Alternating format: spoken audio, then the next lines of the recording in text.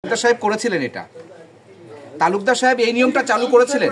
আমি আসলে মনসুর সাহেব করলে ঠিক আছে, আপনারা সেভাবে লিখতে চান লেখেন। It is applicable for everyone. All সেটা ঠিক আছে স্যার। স্যার আমি একটা স্যার একটা বিষয় একটু জানার জন্য আগের নিয়ম ছিল স্যার সিকিউরিটি অফিসার তো আগের জন্য স্যার কি সাংবাদিকদের আসতে দিবেন। স্যার একটা প্রশ্ন, যে কি ধরনের সিকিউরিটি হঠাৎ করে আপনাদের কাছে কনসার্নের মনে হলো? এতদিন যেটা হয় নাই, হঠাৎ করে এতটা কড়াকড়ি সিকিউরিটি কোন জায়গা থেকে থ্রেটটা মনে হলো স্যার আপনাদের? আচ্ছা আমরা কি থ্রেট পাচ্ছি না? আমাদের জীবনের পরিবারকে নিয়ে কি কথাবার্তা হচ্ছে না? হয় নাই? দিদারের উপর অ্যাটাক হয় নাই? তার পরিবারের উপর হুমকি হচ্ছে না? আমার পরিবারের সেটা তো out of Bangladesh bank sir, সেটা তো out of bank Bangladesh bank sir. Bangladesh ব্যাংকে কোথায় হবে কেউ কিছু বলতে হবে না। সব জায়গাতে একটু সতর্ক থাকতে হবে সবাই। সেখানে তো স্যার সাংবাদিকরা নাই, সেখানে তো সাংবাদিক জড়িত না। এটা এটা এটা স্বাভাবিক সময় নাই, এবং স্বাভাবিক সময়েও কিন্তু এগুলো থাকে। স্বাভাবিক সময়েও সব দেশে এটা আছে। কাজেই আমরা এটা করতে যাচ্ছি, এটা আরো অনেক আগে থেকে এটা করা উচিত ছিল এইভাবে, কিন্তু আমরা সেটা তালুকদার সাহেব করেছিলেন স্যার, তালুকদার সাহেব করেছিলেন এটা। তালুকদার সাহেব এই নিয়মটা চালু করেছিলেন। আমি আসলে মনসুর সাহেব করলে ঠিক আছে, আপনারা সেভাবে লিখতে চান লেখেন। তা আমি মনে করি না যে এটা আপনাদের উদ্দেশ্যে করা হয়েছে। এটা করা হয়েছে সাধারণ নিরাপত্তাকে বর্ধিত করা। ওকে স্যার, তাহলে এই জায়গায় শুধু সাংবাদিকদেরকে রিল্যাক্স করে দিলেই তো হয় স্যার। সাংবাদিকদের কেউ বাধ্য করে না, আমাদেরকে রিল্যাক্স করে দেন যে আমাদের ফোন করে আসতে হবে না, তাহলে তো হয়ে যায় স্যার। আপনারা আসেন, আপনাদের কিন্তু কেউ বলে নাই যে আপনারা আসবেন না।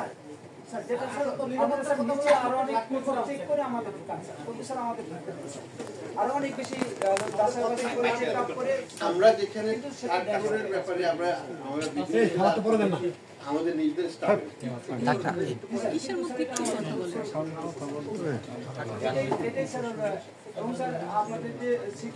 আজকের আলোচনা মনে হয় না বেশি দূর আগাবে। আপনারা আপনাদের অবস্থানে আছেন, আমিও আপনাদের সাথে থাকতে চাই।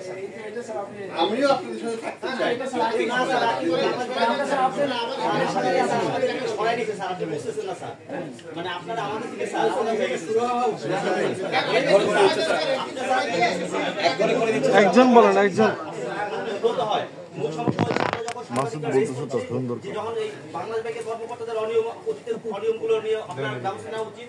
আমরা যখন এই সব ভয়েস রেজ করেছি তার ফলশ্রুতিতেই এরকম বিষয় আসছে বলে আমরা একটা সংখ্যা আমি সুস্পষ্টভাবে বলছি, বাংলাদেশ ব্যাংকের কর্মকর্তারা যে সাংবাদিকরা এই বিল্ডিং এ থাকুক এবং আপনাদের সার্ভিলেন্স, মানে তারা মনে করে যে সাংবাদিকরা এখানে থাকলে এই কর্মকর্তারা একটা সার্ভিলেন্সের আওতা থাকে।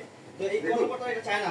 আপনাদের ব্যক্তিগত মতামত আপনাদের রাখার অধিকার আছে, আপনারা রাখুন সেটা, ওটাকে আমি চেঞ্জ করতে চাই। ব্যক্তিগত মতামত না থাকলে গণমাধ্যমের অধিকার। আমি সরকারিভাবে বলতে চাচ্ছি যে আমরা যেটা দিয়েছি সেটা একটা নিরাপত্তামূলক ব্যবস্থাপনা, এবং সেটা নিরাপত্তার সাথে করা হয়েছে। এখানে সাংবাদিকদের উদ্দেশ্যে কোনো কিছুই করা হয়নি, অ্যাবসলিউটলি সিকিউরিটি রিজনে এবং সিকিউরিটি গ্রাউন্ডে এবং ইন্টারন্যাশনাল বেস্ট প্র্যাকটিস থেকে মেনেই করা হয়। এটা কোনো ব্যক্তি অভিমত নয়, এবং এটা পরিমাণ ছিল 9% মতো। তো এটা 9 থেকে 20 হয়ে আরো 9 বেশি পাবে বাড়বে, এটাই আমার। যাই হোক, পার্থক্যটাও আমরা জানি যে রাষ্ট্রায়ত্ত মালিকানাধীন ব্যাংকগুলোতে পরিমাণটা সবচেয়ে বেশি, এটা 42% বর্তমানে, এবং এটা 40 থেকে 42.8, মানে প্রায় 43%। আগে ছিল 40.3।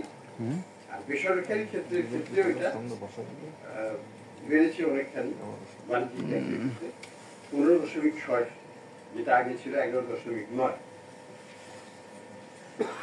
তো আমরা এই ডাটাগুলো আপনাদেরকে দিয়ে দেবো এই ব্রিফিং এর পরে।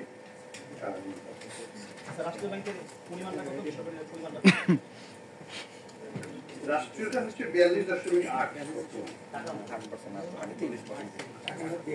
কারণ আপনারা আমি দেখছি না,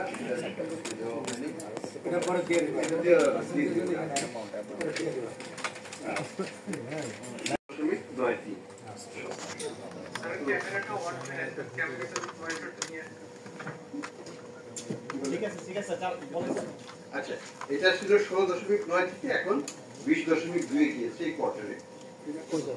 পরিমাণটাও বেড়ে গেছে, অবশ্যই একই সাথে বাড়বে, সেটাই স্বাভাবিক।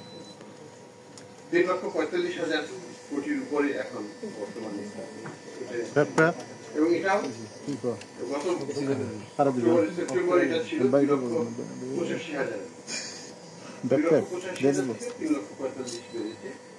এটা আরো বাড়বে, এটাই আমি বলতে পারি। এখন আমরা